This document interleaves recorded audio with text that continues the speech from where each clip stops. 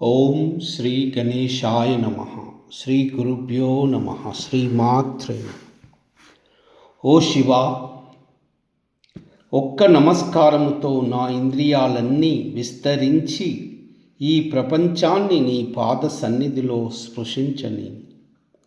కురియని నీటి భారముతో వాలిన ఆషాఢ వర్ష మేఘము వలె ఒక్క నమస్కారముతో నీ ద్వారము వద్ద నా మనస్సు కిందికి వంగిపోని. వివిధ రాగాల్ని ఏకము చేసుకొని నా పాటల్ని ఒక్క నమస్కారముతో నీ రవార్ణవములోకి ఏకవాహినిగా ప్రవహించని. ఇంటిపై మరులుకొని తమ పర్వత నికేతనాలకి రాత్రింభవళ్ళు ఎగిరిపోయే కొంగల గుంపు వల్లే నా ఈ ఒక్క నమస్కారముతో నా జీవితము సంపూర్ణముగా తన అంతర్రహిత నివాసానికి ప్రయాణము కాని. శ్రీశైల మల్లికార్జున జ్యోతిర్లింగం. శిలాదుడు అను మహర్షి శ్రీ శివభక్తుడు. చాలా కాలము సంతానము కొరకు ఆ శ్రీ శివదేవుని గురించి తపస్సు చేసెను.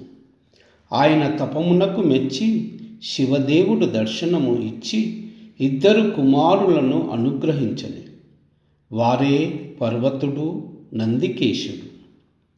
వీరు తండ్రి కంటే గొప్ప శివభక్తులై స్వామిని గురించి తపస్సు చేయగా స్వామి వారికి ప్రత్యక్షమై వరము కోరుకొమ్మని.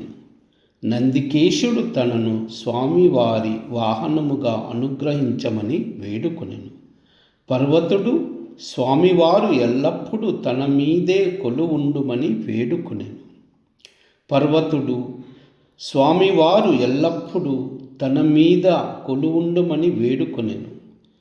వారిద్దరి కోరికలను స్వామివారు మన్నించను. అప్పటి నుండి నందికేశుడు స్వామివారి వాహనముగాగు నందీశ్వరునిగను ఎల్లప్పుడూ స్వామివారి సన్నిధిలో ఉండసాగెను. పర్వతుని కోరిక ప్రకారం స్వామివారు మల్లికార్జున లింగ రూపమున పర్వతునిపై స్వయంభూ జ్యోతిర్లింగముగా వెలసి ఆయన కోర్కెను తీర్చెను. ఆ స్వామివారు వెలిసినప్పటి నుండి ఆ పర్వతమునకు శ్రీ పర్వతము అని పేరు వచ్చెను.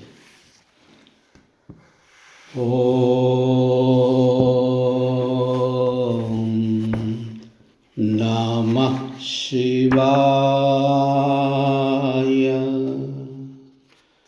ఓం నమః శివాయ. ఓం నమః శివాయ. ఓం శ్రీశైల మల్లికార్జునాయ నమః. ఓం శ్రీశైల మల్లికార్జునాయ నమః. ఓం శ్రీశైల మల్లికార్జునాయ నమః. ఓం శ్రీ భ్రమరాంబికాయ నమః. దృశాద్రాగీయస్యా దరదలితనీలోత్పలరుచా దవీయాంసం దీనం స్నపయ కృపయా మామపి శివే.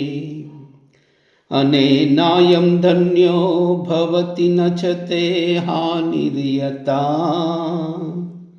వనే వా హర్మే వా సమకర నిపాతో హిమకర.